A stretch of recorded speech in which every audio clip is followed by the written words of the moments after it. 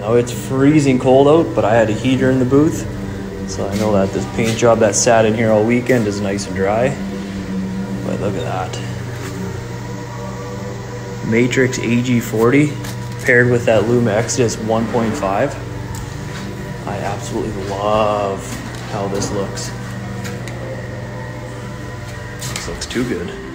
Now the one downfall about using this direct to metal primer is when you have black like you do here, the more black that you mix in, so you can also mix this with white, the more black you put in, the more epoxy, I guess you'll call it, is in the mix, which makes it more difficult to sand. So if you're trying to use this as using like a value shaded primer, you will fight a little bit more the darker gray you go, but if you go gray or lighter gray, it absolutely sands super nice.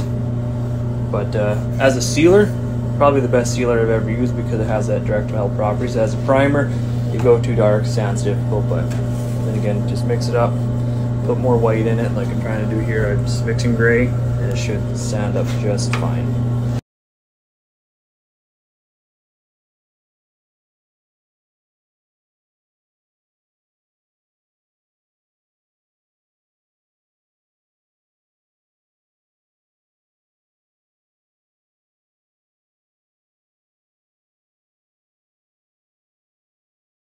Trying to get this job done quick.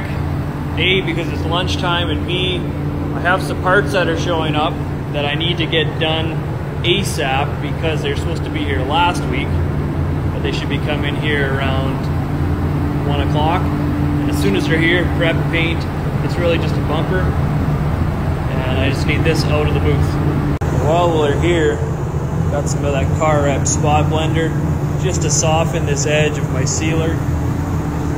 Be a real seamless transition, so when I put my base coat on, you don't see the shadow from the sealer being a hard line. It just blends and fades out perfectly.